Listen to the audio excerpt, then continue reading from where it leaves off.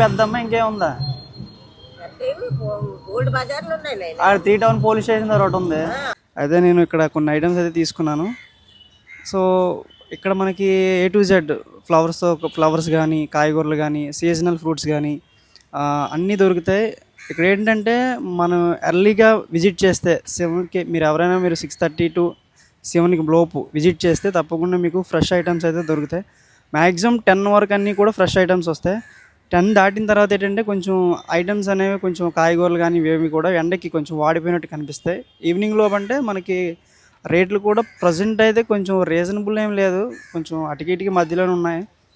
అంటే ఇప్పుడు అనకూడదు కానీ ఈ ములంకాడ ఒకటి వచ్చేసి 10 రూపీస్ అంట, 2 వచ్చేసి 20 రూపీస్, కొత్తిమీర కట్ట వచ్చేసి అది కూడా 10 రూపీస్ అంట. కానీ అఫోర్డబుల్ ప్రైస్లో అయితే ఉన్నాయి. ప్రజెంట్ అయితే మీకు ఇక్కడ చూపిస్తాను స్క్రీన్ పైన, క్లారిటీగా అయితే చూడండి. అంటే వీళ్ళు గవర్నమెంట్ డిక్లేర్ చేసిన ప్రైజెస్ వీళ్ళు కూడా అమ్మడం జరుగుతుంది. ఎక్కడ కూడా ఎక్కువ తక్కువ ఏం లేదు.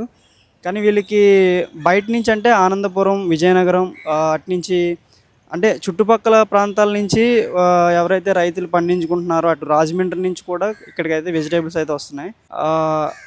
కవర్ అనేది క్యారీ చేసుకోండి. ఇక్కడ మీరు కవర్లు గట్ట వాళ్ళు ఏమి ఇవ్వరు, మనం కవర్ క్యారీ చేసుకోవాలి. ఇంకోటి ఏంటంటే ఇక్కడ పార్కింగ్ కూడా బైక్ అనేది లోపల పార్క్ చేస్తే బైక్ 5 రూపీస్ ఛార్జ్ చేస్తున్నారు. యాక్చువల్గా నాకే ఇంతలా అనిపిస్తుందంటే పెళ్ళి అయ్యి 2 పిల్లలకని వాళ్ళు చదువులు చదివించి ఫ్యామిలీస్కి అయితే అండ్ హ్యాట్స్ ఆఫ్ అయితే చెప్పుకోవాలి నేను. ఎందుకంటే పల్లెటూరులో జీవన విధానం వేరు, పట్టణాల్లో ఉండే జీవన విధానం వేరు. అక్కడికి చాలా మార్పులు అయితే ఉన్నాయి. ఇక్కడ మీకు ఒక 40K 50K వస్తాయి కానీ ఇక్కడ సర్వే అవ్వలేరు.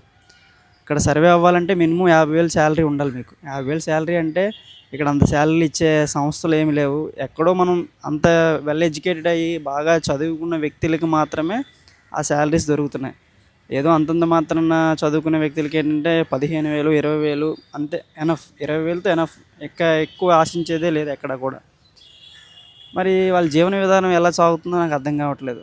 కానీ వన్స్ ఇక్కడ ఏంటంటే భార్యతో పాటు భర్త కూడా, అంటే భర్తతో పాటు భార్య కూడా కష్టపడాల్సిందే. ఇద్దరు కష్టపడితేనే ఇక్కడ సర్వే అవ్వగలరు. నేను అనుకుంటున్నాను. నచ్చితే లైక్ చేయండి, షేర్ చేయండి. మన ఛానల్ ఫస్ట్ టైం యూజ్ చేసినట్టయితే సబ్స్క్రైబ్ చేసుకోండి. Thank you for watching. By by. జై హింద్.